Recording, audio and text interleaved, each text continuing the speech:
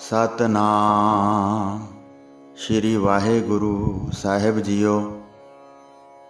परम सन्मानियो गुरु रूप गुरु खालसा साध संगत जी, वाहेगुरु जी का खालसा वाहेगुरु जी की फतेह।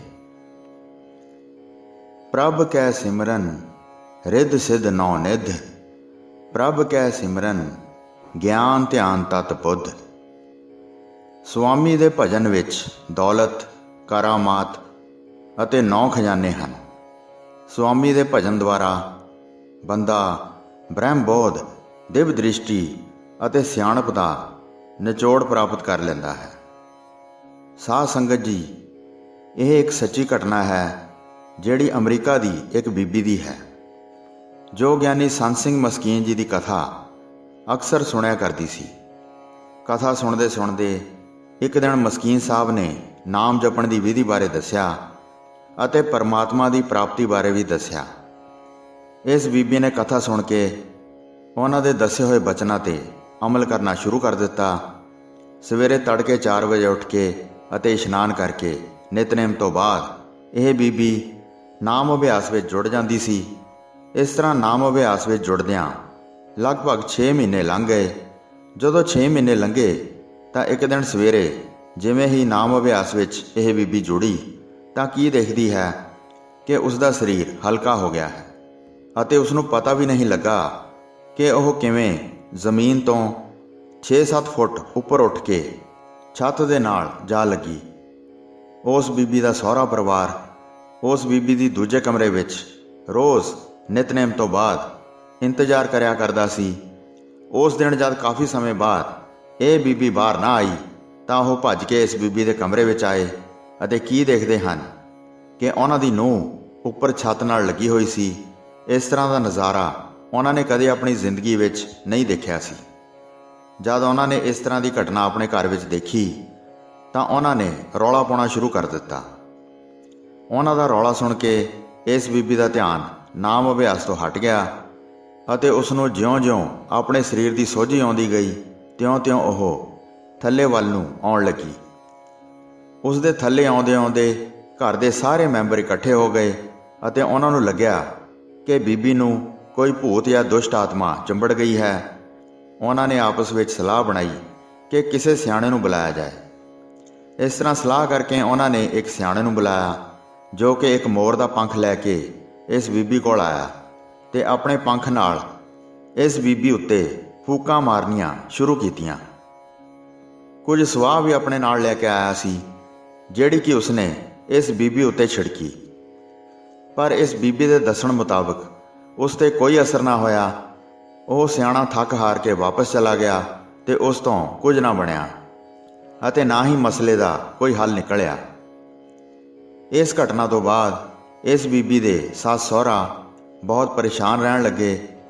ਸਮੱਸਿਆ ਦਾ ਹੱਲ ਕੱਢਣ ਵਾਸਤੇ ਉਹਨਾਂ ਨੇ ਬੀਬੀ ਦੇ ਮਾਤਾ ਪਿਤਾ ਜੀ ਨੂੰ ਬੁਲਾ ਲਿਆ ਤਾਂ ਕਿ ਇਸ ਸਮੱਸਿਆ ਦਾ ਕੋਈ ਹੱਲ ਨਿਕਲ ਸਕੇ।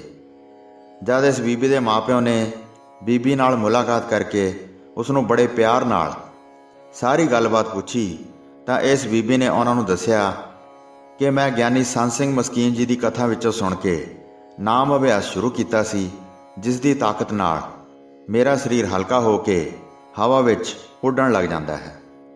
ਉਸ ਦੇ ਮੂੰਹੋਂ ਇਹ ਗੱਲ ਸੁਣ ਕੇ ਪਹਿਲਾਂ ਤਾਂ ਉਹਨਾਂ ਨੂੰ ਯਕੀਨ ਨਾ ਹੋਇਆ, ਫਿਰ ਵਿਸ਼ਵਾਸ ਕਰਕੇ ਉਹਨਾਂ ਨੇ ਗਿਆਨੀ ਸੰਤ ਸਿੰਘ ਮਸਕੀਨ ਜੀ ਨੂੰ ਲੱਭਣ ਦੀ ਕੋਸ਼ਿਸ਼ ਕੀਤੀ ਅਤੇ ਸੰਪਰਕ ਕਰਨ ਦੀ ਕੋਸ਼ਿਸ਼ ਕੀਤੀ। ਪਰ ਉਸ ਵਕਤ ਤੱਕ ਮਸਕੀਨ ਜੀ ਇਸ ਸੰਸਾਰ ਨੂੰ ਅਲਵਿਦਾ ਕਹਿ ਚੁੱਕੇ ਸੀ।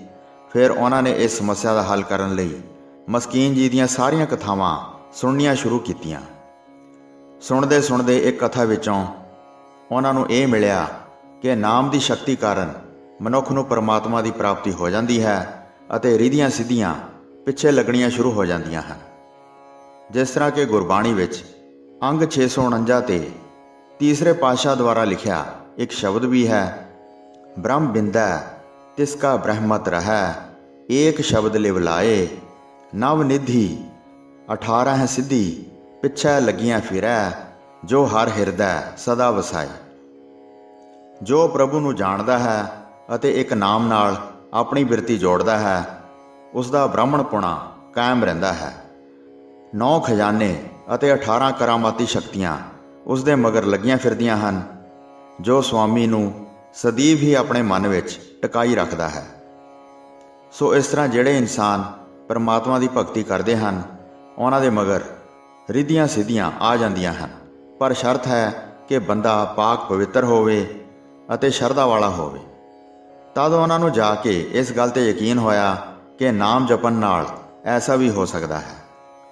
ਫਿਰ ਕੁਝ ਸਮੇਂ ਬਾਅਦ ਇਹ ਬੀਬੀ ਕੀਨੀਆ ਦੀ ਸੈਰ ਕਰਨ ਲਈ ਗਈ, ਜਿੱਥੇ ਉਹਨਾਂ ਦੇ ਰਿਸ਼ਤੇਦਾਰ ਰਹਿੰਦੇ ਸੀ, ਜੋ ਕਿ ਗੁਰਸਿੱਖ ਫੈਮਿਲੀ ਨੂੰ ਬਿਲੋਂਗ ਕਰਦੇ ਸਨ। ਉਹ ਵੀ ਹਰ ਰੋਜ਼ ਗੁਰਦੁਆਰੇ ਜਾਇਆ ਕਰਦੇ ਸਨ ਅਤੇ ਉੱਥੇ ਹਰ ਰੋਜ਼ ਸ਼ਾਮ ਨੂੰ ਨਾਮ ਅਭਿਆਸ ਦਾ ਸਮਾਗਮ ਅਟੈਂਡ ਕਰਿਆ ਕਰਦੇ ਸਨ। ਇੱਕ ਦਿਨ ਇਸ ਬੀਬੀ ਨੂੰ ਵੀ ਆਪਣੇ ਨਾਲ ਲੈ ਗਏ। ਗੁਰਦੁਆਰੇ ਦੇ ਗ੍ਰੰਥੀ ਨੇ ਕੁਝ ਬੀਬੀਆਂ ਨੂੰ ਸਟੇਜ 'ਤੇ ਜਾ ਕੇ ਨਾਮ ਜਪਣ ਲਈ ਕਿਹਾ ਅਤੇ ਪਿੱਛੇ ਸਾਰਿਆਂ ਨੂੰ ਨਾਮ ਜਪਣ ਦੀ ਹਦਾਇਤ ਕੀਤੀ, ਜਿਨ੍ਹਾਂ ਵਿੱਚ ਇਹ ਬੀਬੀ ਵੀ ਸ਼ਾਮਲ ਸੀ। ਤਕਰੀਬਨ 30-40 ਮਿੰਟ ਨਾਮ ਜਪਣ ਤੋਂ ਬਾਅਦ ਇਸ ਬੀਬੀ ਦੀ ਆਵਾਜ਼ ਚਲੀ ਗਈ।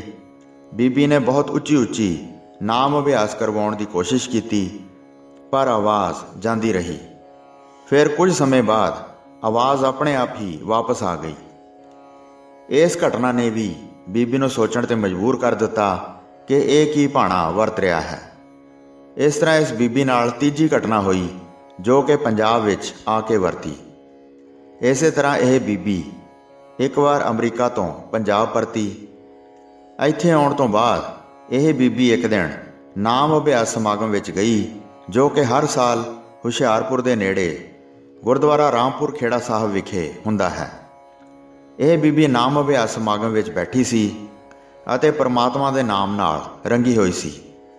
ਸਮਾਗਮ ਦੌਰਾਨ ਇੱਕ ਕੈਮਰੇ ਵਾਲੇ ਨੇ ਇਸ ਬੀਬੀ ਦੇ ਮੁਖ 'ਤੇ ਜਦੋਂ ਲਾਈਟ ਮਾਰੀ ਤਾਂ ਬੀਬੀ ਦੀਆਂ ਅੱਖਾਂ ਖੁੱਲ੍ਹ ਗਈਆਂ।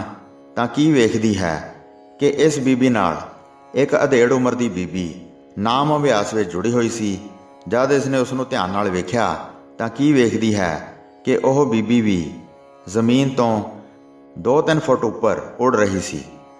ਤਦ ਉਸ ਨੂੰ ਵੇਖ ਕੇ ਇਸ ਬੀਬੀ ਨੂੰ ਯਕੀਨ ਹੋ ਗਿਆ ਕਿ ਨਾਮ ਅਭਿਆਸੀ ਨਾਲ ਅਕਸਰ ਇਸ ਤਰ੍ਹਾਂ ਹੋ ਜਾਂਦਾ ਹੈ, ਅਤੇ ਯਕੀਨ ਹੋ ਗਿਆ ਤੇ ਸਾਰਾ ਡਰ ਵੀ ਨਿਕਲ ਗਿਆ। ਹੁਣ ਇਹ ਬੀਬੀ ਪਰਮਾਤਮਾ ਦੇ ਰੰਗ ਮਾਣਦੀ ਹੈ ਅਤੇ ਹੋਰਨਾਂ ਨੂੰ ਵੀ ਉਪਦੇਸ਼ ਦਿੰਦੀ ਹੈ ਕਿ ਨਾਮ ਅਭਿਆਸੀਆਂ ਨੂੰ ਡਰਨ ਦੀ ਕੋਈ ਲੋੜ ਨਹੀਂ, ਜੇ ਉਹਨਾਂ ਨਾਲ ਵੀ ਇਸ ਤਰ੍ਹਾਂ ਹੁੰਦਾ ਹੈ। ਇਹ ਰਿੱਧੀਆਂ ਸਿੱਧੀਆਂ ਦਾ ਹੀ ਇੱਕ ਰੂਪ ਹੈ। ਗੁਰਸਿੱਖ ਇਹਨਾਂ ਨੂੰ ਆਪਣੇ ਸਵਾਰਥ ਲਈ ਇਸਤੇਮਾਲ ਨਹੀਂ ਕਰਦਾ। ਇਹ ਬੀਬੀ ਸਾਰਿਆਂ ਨੂੰ ਉਪਦੇਸ਼ ਕਰਦੀ ਹੈ ਕਿ ਸਾਰੇ ਵੀਰ ਭੈਣ ਅੰਮ੍ਰਿਤ ਛਕ ਕੇ ਸਿੰਘ ਸਜਣ ਤੇ ਤੜਕੇ ਇਸ਼ਨਾਨ ਕਰਕੇ ਨਾਮ ਬਾਣੀ ਨਾਲ ਜੁੜਨ ਤੇ ਅਭਿਆਸ ਕਰਨ, ਤਾਂ ਕਿ ਪਰਮਾਤਮਾ ਵਿੱਚ ਲੀਨ ਹੋ ਸਕੀਏ।